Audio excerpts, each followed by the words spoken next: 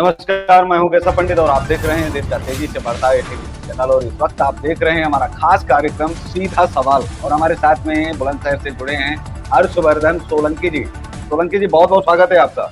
जी sir नमस्कार। जी sir नमस्कार। देश में लगातार बलात्कार की घटनाएं हो रही हैं, लेकिन मामला जो है इस बार जो है वो डॉक्टर का है और इसको लेकर के डॉक्टर भी सड़क पर उतर चुके हैं। पूरे देश में आंदोलन हो रहा है, पूरे देश में राजनीति की हो रही है।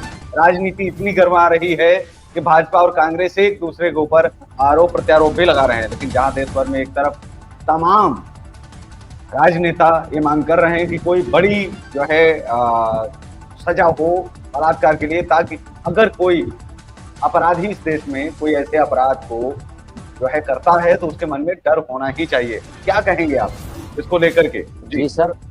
जी सर मेरा ये कहना है कि बुलंदशहर में से हूँ मैं। जैसे तो बुलंदशहर में भी लोग अलग अलग संगठन जैसे पार्टियां हो गई, पॉलिटिकल पार्टी हो गई, बुलंदशहर में भी विरोध प्रदर्शन किए जा रहे हैं।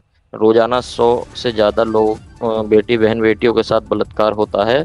तो इसके ऊपर मैं यही कहना चाहूँगा कि सरकार को भी परमानेंट कोई ऐसा कोई नियम बनाना चाहिए जिससे हर किसी दोषी या आरोपी के ऊपर वो हो कड़ी से कड़ी वो सजा दी जा सके जिससे। जी, लेकिन देश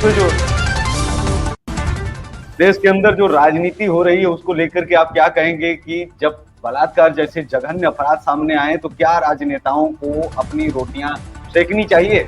जिस तरह के वो बयान देते हैं, एक दूसरे के ऊपर लांछन लगाते हैं।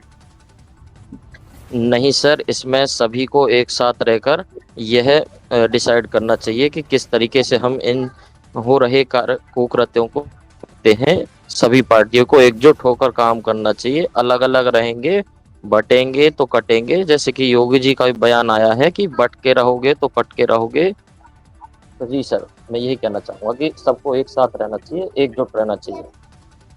जी, इस देश के अंदर बेटियों को कैसे मजबूत किया जाए? क्या उनकी जो प्राथमिक शिक्षा है, जो एजुकेशन है, विद्यालय में जिस तरह से मार्शल आर्ट की व्यवस्था होनी चाहिए ताकि बेटियां अपनी सुरक्षा, अपनी रक्षा अपने आप कर पाएं, या फिर अन्य किस तरीके से जो है बेटियों को और ज्यादा मजबूत किया जा सके ताकि वो अपनी सुरक्षा कम से कम खुद तो कर सके? जी सर, जैसे कि प्राइमरी एजुकेशन सबसे बड़ा अहम रोल निभाती है इस चीज़ में कि बैड टच गुड टच भी सिखाया जा रहा है अब तो। लेकिन उसके बाद भी अभी इतना जो माहौल है बदला नहीं है। तो सरकारों को इसके ऊपर लेना चाहिए कोई एक्शन जिससे अपराधी के मन में खुद डर हो। क्या जी, गुड टच बैड टच से होगा बच्चे क्या? अगर बेटियां मजबूत ही नहीं होंगी, अगर उन्हें वो लड़ ही नहीं और सकती हैं, जी वो जी डर जी में और उनको धमकाने में तो अंदरूनी, वो मजबूत। जी। हाँ उनको मार्शल आर्ट भी सिखाना चाहिए और अंदरूनी ताकत देनी चाहिए। ये नहीं कि आगे जाके तुम्हारी शादी होगी, इस चीज़ को बढ़ावा नहीं देना चाहिए। उनको भी अंदरूनी तरीके से मजबूत करना चाहिए।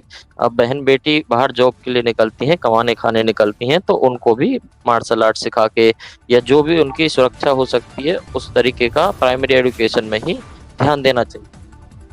जी, हर्ष, क्या इन चीजों के लिए समाज भी उतना ही जिम्मेदार है जितना कि हम बेटियों को दोष देते हैं? कभी बयान आ जाता है कपड़े के ऊपर, कभी बयान आ जाता है जी किसी और चीज के ऊपर, लेकिन क्या बेटों को भी सीख देने की जरूरत है आज के दौर में? क्या बेटों को भी सिखाने की जरूरत है? बेटों को भी कहीं ना कहीं एक सीमा रेखा में बांधने की आवश्यकता है? जी।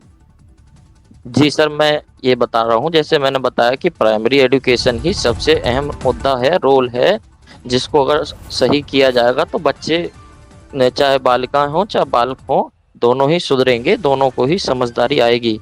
लेकिन जब आपकी नींव ही कच्ची रह जाएगी तो आप आगे नहीं बढ़ पाएंगे। तो आपकी जो वो है सोच है वो वहीं तक सीमित रह जाएगी। आप इस माहौल से उभर नहीं पाएंगे आगे को। तो हमारे साथ थे हमारे प्राइमरी संवाददाता हर्षवर्धन सोलंकी, और उन्होंने बताया कि हमारी जड़ें भी मजबूत होनी चाहिए, हमारी नींव जो है बहुत मजबूत होनी चाहिए, उस पर भी हमें वर्क करने की बहुत बहुत आवश्यकता है। तो धन्यवाद हर्ष आपका जुड़ने के लिए। इस कार्यक्रम में बस इतना ही। और आप देखते रहिए देश का तेजी से बढ़ता एटीवी न्यूज चैनल। जय हिंद।